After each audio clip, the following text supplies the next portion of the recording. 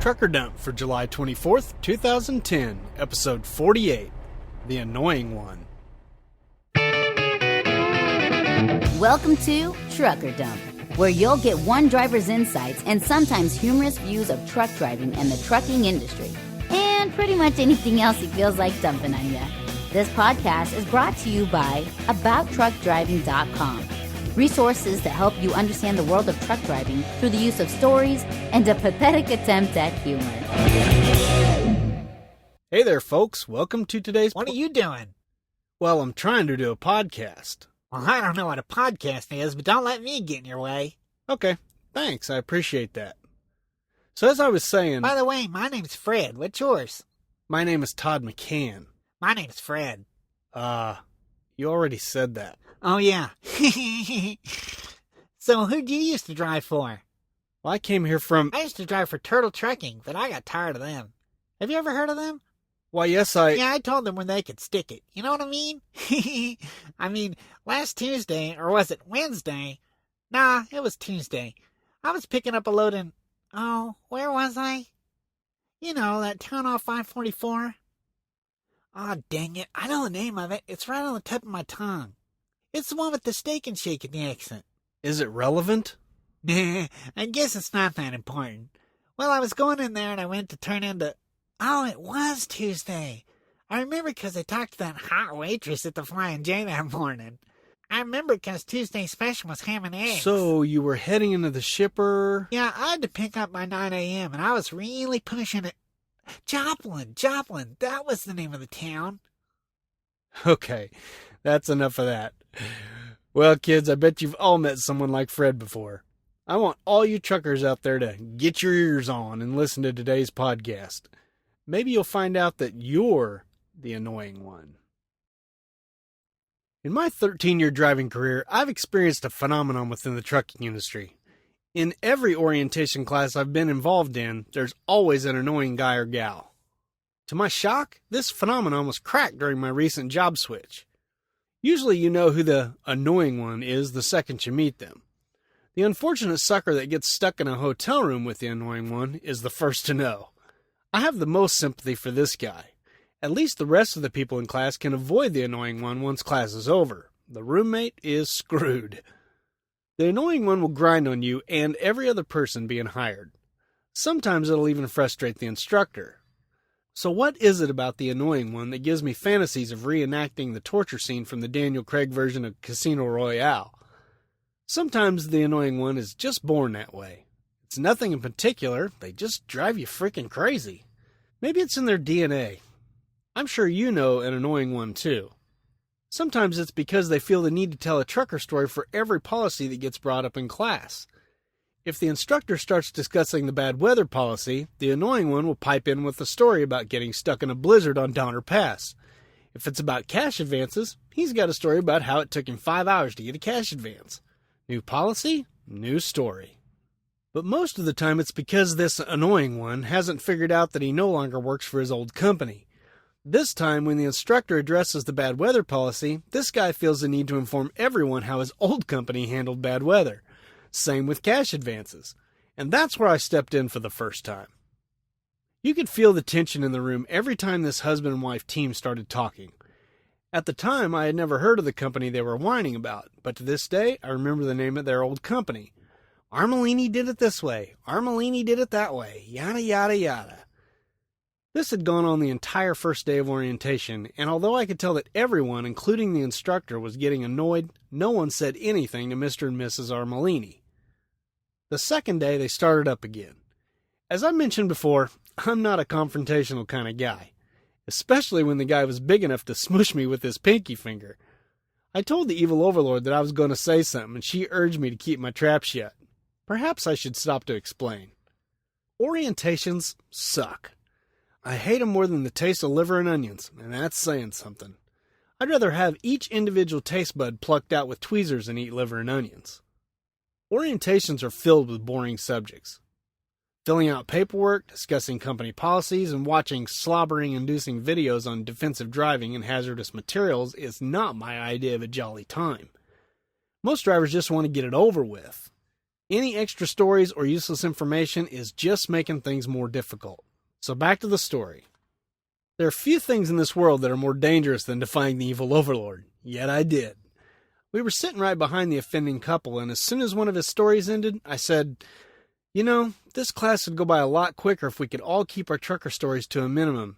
You are aware that you're not working for Armelini anymore, right?" It got a few laughs from the rest of the group, but the Armelinis didn't think it was all that funny. Luckily, the instructor finally piped in and backed me up. Although Mr. and Mrs. Armelini didn't talk to me for the rest of orientation, I was a hit with the other drivers.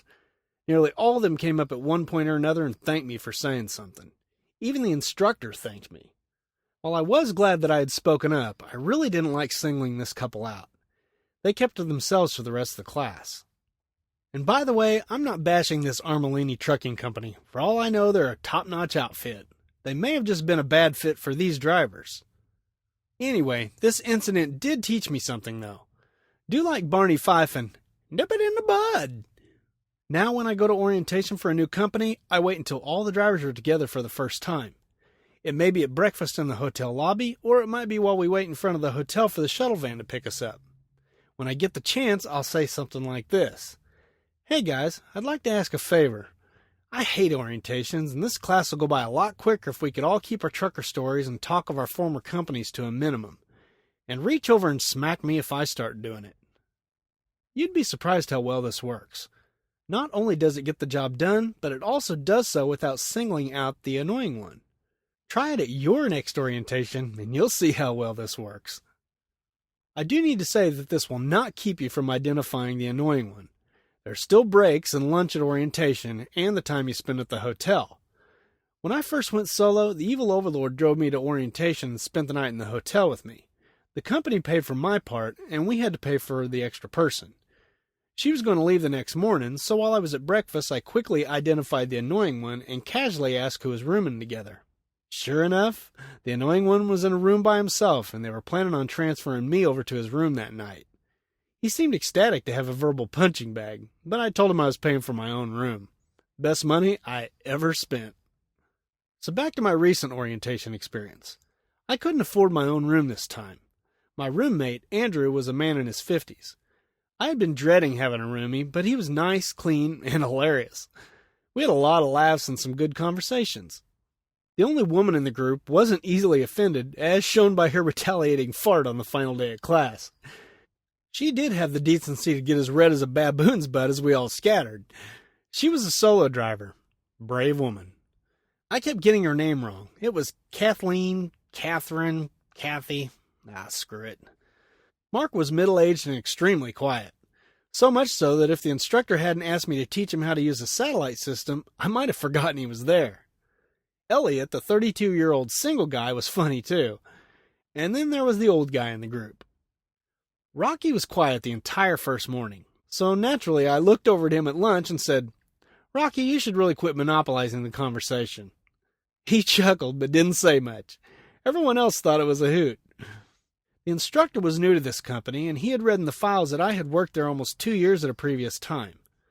Since I knew the company better than he did, he was asking me a lot of questions as the day progressed. During one such question that afternoon, I mentioned that I had been driver of the month for this company. And that's when Rocky decides to break his silence with, "All the other drivers must have been off duty." Everyone, including me, erupted in laughter. Rocky was a smartass, and I liked him on the spot. He wasn't nearly as quiet after that. And guess who he liked to target? The rest of the class, we all ribbed each other, helped each other out, and generally had a good time. We called Rocky and Elliot perverts, because they were. Elliot commented on how loud Andrew was and how much I talked. I know that probably shocked you to find that out about me. Still, we didn't have one annoying person in the whole class. Although, I suppose the old adage, if there isn't an annoying one in your orientation class, you're probably him, could be in play here.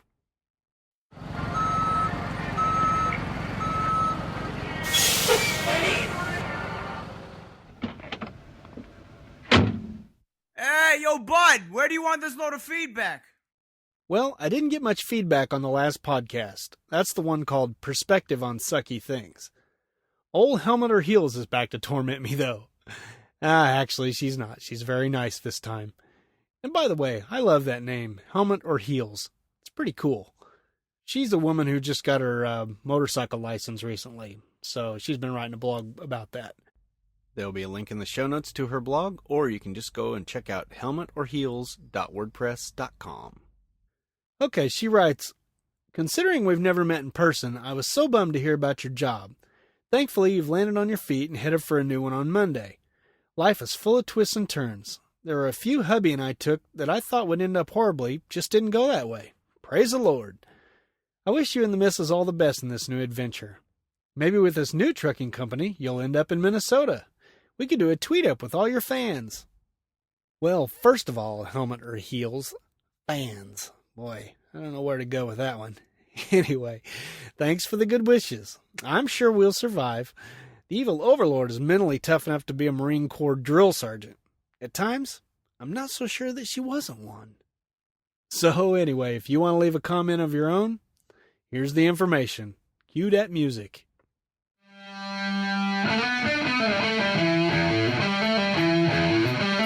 So, have you ever experienced an annoying one? Of course you have. Unless it's you, of course. Got any stories of someone who annoyed the heck out of you? Let us hear about them by leaving a comment. You can do so by typing annoying one into the search bar at abouttruckdriving.com and letting your fingers do the talking in the comments section of the blog post. Or you can email me at truckerdump@gmail.com. If you'd like to see how annoying I really am, you can follow me on Twitter where I'm at Todd McCann. That's 2 D's, 2 C's, and 2 N's. As always, I hope you'll subscribe to the podcast and leave an iTunes review. Thanks a jig. So until next time, drive safe and stay out of my way.